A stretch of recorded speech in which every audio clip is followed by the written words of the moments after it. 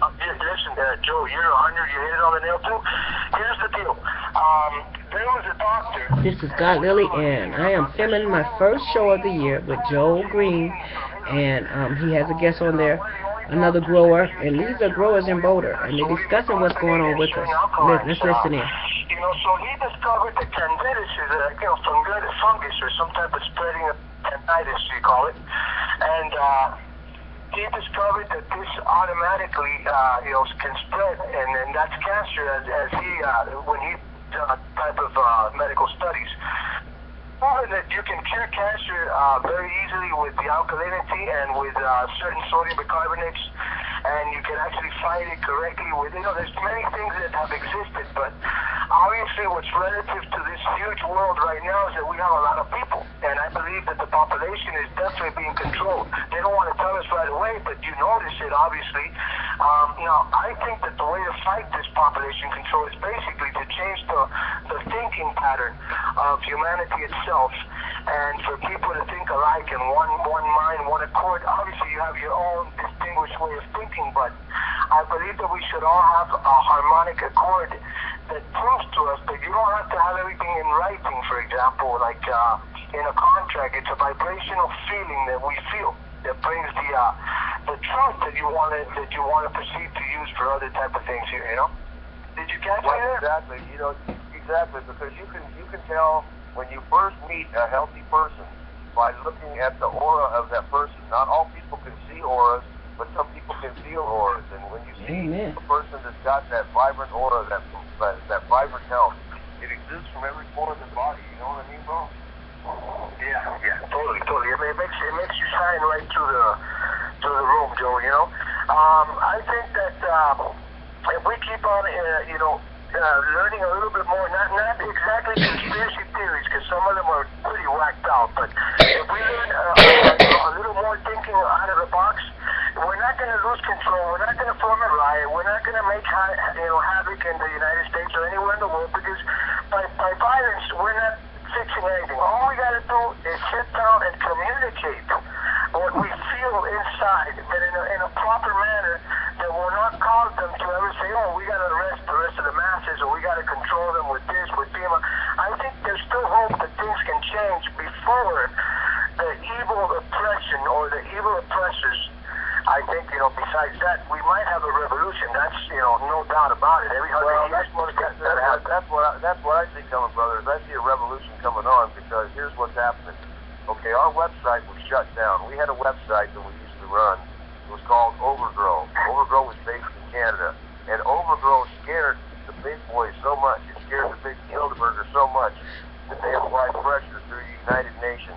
The United Nations now is our biggest enemy as cannabis users and as cannabis producers, because they feel that it is a dangerous product, and they are pioneering. We have people right now in our own government working for the CSA, for the CIA, the NSA, and various governmental laboratories, including and not limited to the Government Research Lab in Inglewood, in Maryland, where they test various types of chemical products. Back in actually in the 40s and 50s, they were testing cannabis, and if you watch the movie Pineapple Express, it's kind of a spin on what really happened there, because they actually did experiment with cannabis on our soldiers, and they actually experimented with the cannabis on our military dogs, and they found that the red oil that was produced from the cannabis would cause the military dog, an attack dog, to simply lay on its side, because it would drop its blood pressure so far that all they could do is lay there in the happiest world that the dog had ever seen. And it will do the same thing for people. And that's the thing. When you take oil and you make oil into concentrate, it has 20 times the potency of morphine opiate medications. And if you have somebody in your life or your family who you love very much and they're suffering, wouldn't you want the very best medication for them? But the government doesn't want us to have it. And they want to control us through social manipulation and through discrimination against people of color, because they want to control every aspect of our lives. And you know what? The genie's out of the bottle, bro, and we can't overthrow them, but we sure as hell can overgrow them, because I encourage everyone to plant the implant and utilize it in every fashion, because the key, my brother, is education. Because we need to start out, kids first exposure to the cannabis plant shouldn't be the DARE program. It should be in the first grade, and these kids should learn everything about the benefits of the hemp plant for clothing, for industrial fuels, for animal feedstuffs. And instead, what do we have? We have knee-jerk reactions by a bunch of people that we call Republicans. They have no cannabinoid receptors, their neckties are not too tight, and there's no blood flow to their brains. And these people are telling us, at the same time they're using their opiate oxycodones and they're drinking their Kettle One and their 30-year-old scotch about how evil we are because they're afraid that we're going to cut into their income stream. Well, you know what, my brother? I just realized something, man. Money is just a tool. Not just that I realized this, I've always known this. Money is just the middle tool. What you do with it, with your mind, your time, and your money, is up to you. And if we have a lot or we have less, it's not going to change the character or what we are or who we are. Because I've been to Central America and I've seen little kids playing with a dog bone, running around a field, happier than a kid here in Orlando Playworld or Toys R Us playing something else. So sometimes it's what's relative in life. And if you've seen money, then you know what it is. If you've had many expensive things in your life, then you know what that is. But if you've never seen that, and you're happy with where you are and who you are, then that's showing the world that money is not the thing. Many of these people with all the money in the world are not happy. We all know that. They want something that other people don't have.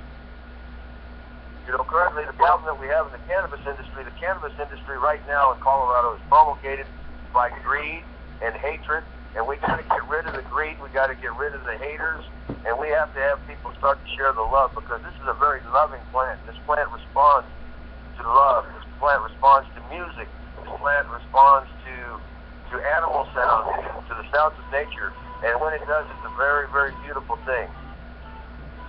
Well, Joe, that was great. That's why I live in Healing Nations, because I believe it's the healing of the nations.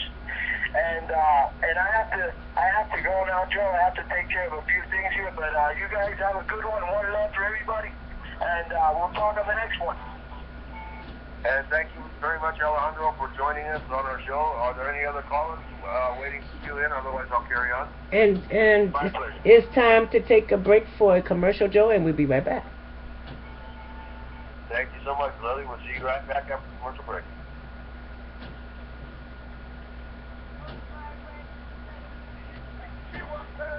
Yeah, we got sponsors now. Enjoy Nick and the Medicine Man. My country's medicine man.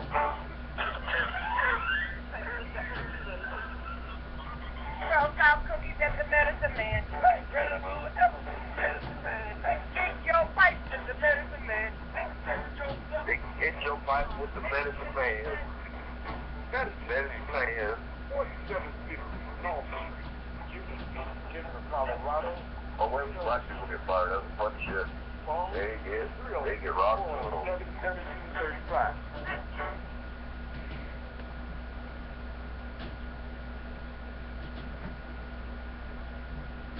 And it's back to you, Joe. Okay, and we're back with Lily and our show today, and what we're talking about is control.